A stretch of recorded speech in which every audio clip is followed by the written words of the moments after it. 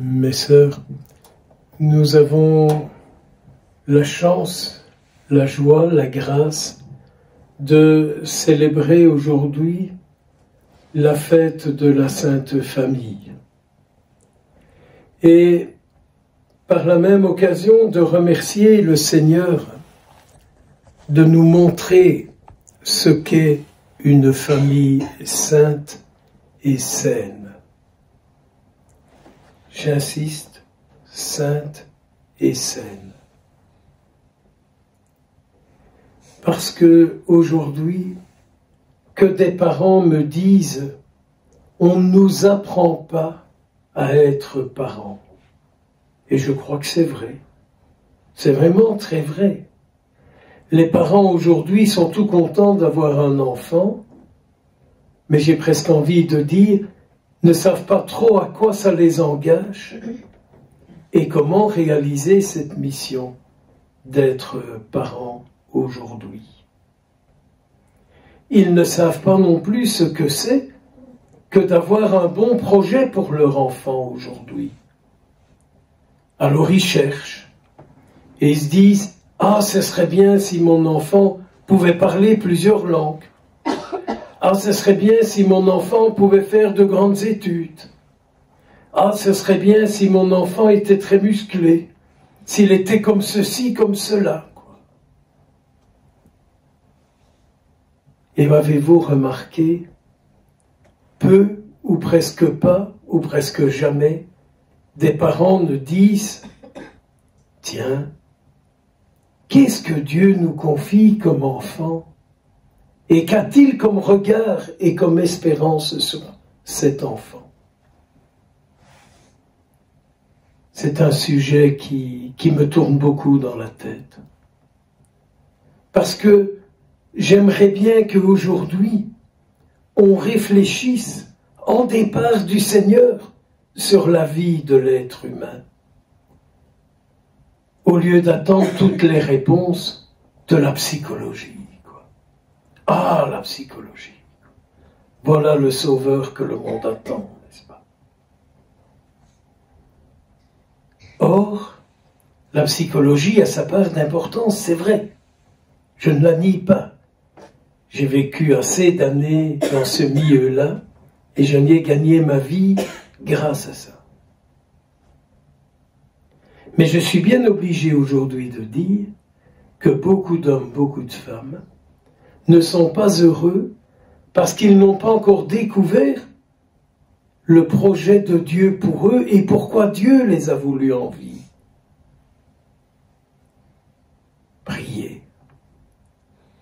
Priez, prions, pour que chaque homme, chaque femme présent en ce monde découvre sa raison d'être sur la terre.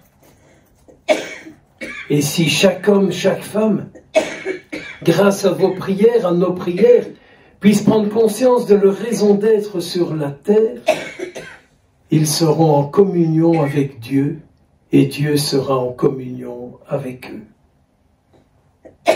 Il nous faut vraiment beaucoup prier avec cette intention-là. Mais il faut aussi beaucoup prier pour les couples d'aujourd'hui. Car vous savez que l'amour peut user si l'amour n'est pas fondé sur l'auteur de l'amour. S'ils s'aiment simplement parce qu'ils sont beaux, jeunes, dynamiques, ce sont tous des critères très temporaires. On n'est pas éternellement jeune et on n'est pas éternellement beau. Vous savez qu'avec l'âge, la musculation, elle part. Et puis qu'on a un peu la figure qui se chiffonne. Et puis on a un peu la couleur des cheveux qui change. Vous vous les cachez. Vous avez bien trouvé le bon truc. Regardez la couleur des miens et celle de ma barbe. Mais donc, vous voyez, si on construit sa vie et son amour sur la beauté esthétique, il y a beaucoup de choses qui se relâchent. Mais si l'amour est construit sur la beauté intérieure, on n'a jamais fini de se découvrir, de se comprendre, de se connaître, de s'intéresser l'un à l'autre. Ah oui, il faut beaucoup prier pour que l'amour ne meure jamais. Et pour que l'amour retrouve en chaque homme la source de son amour.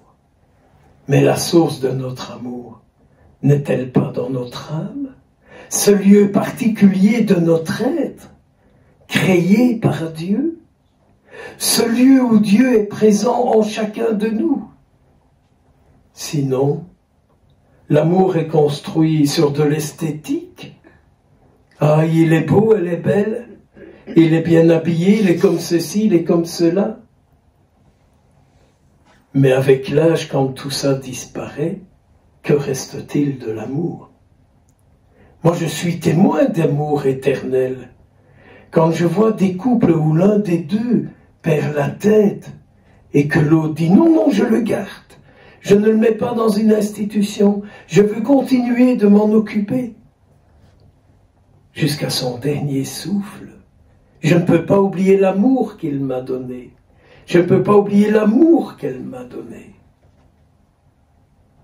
Si l'amour est vrai, l'amour ne s'oublie pas.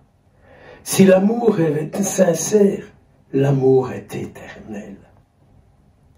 Alors quand j'entends parfois des jeunes couples qui disent « Nous avons envie d'avoir un enfant », ben je dis « Tiens, oui, pourquoi pas ?»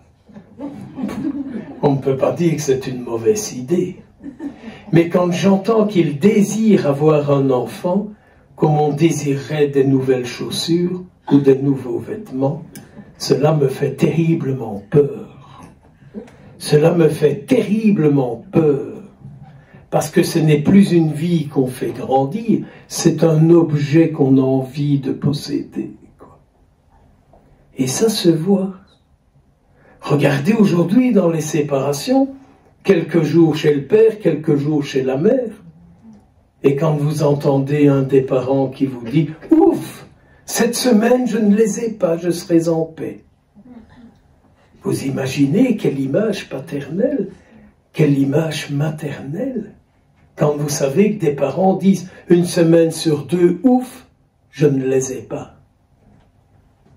Et alors on voudrait que l'enfant grandisse dans la paix, dans l'amour, dans le bonheur, en sachant qu'une semaine sur deux, il faut prendre le pyjama, la brosse à dents, et les affaires scolaires y aller à gauche et à droite.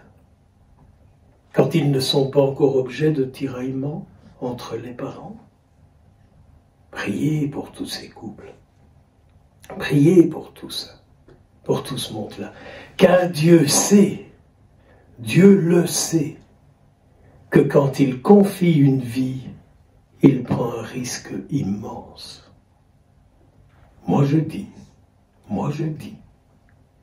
dans ma foi, que c'est Dieu qui confie un enfant à un monsieur et à une madame, à qui ce petit, on apprend à dire papa, maman. Et ce petit qui dit papa, maman, il les regarde comme étant Dieu pour eux. Alors si les parents n'ont pas Dieu en eux, si les parents n'ont pas en eux le Dieu de Jésus-Christ, à travers papa, maman, quel Dieu les petits peuvent-ils découvrir, contempler et connaître? De grâce, je vous en supplie, ne jugeons personne, ne condamnons personne, mais constatant les réalités d'aujourd'hui, notre mission est de vivre de l'esprit du Christ, de l'esprit de la Vierge Marie, de l'esprit de Saint Joseph, de l'esprit de Dieu, et à travers l'offrande de nos vies, de répandre cet esprit dans le monde. Alors soyons heureux aujourd'hui de célébrer l'Eucharistie pour toutes les familles. Soyons heureux aujourd'hui de communier pour toutes les familles et pour tous les petits qui ne se retrouvent plus aujourd'hui dans des familles et qui ne savent plus ce que c'est qu'une famille et qui ne savent plus ce que c'est que s'engager pour sa vie entière. Prions à toutes ces intentions. Et je vous confie une maman. Et ça me fait de la peine, qui est opéré gravement aujourd'hui.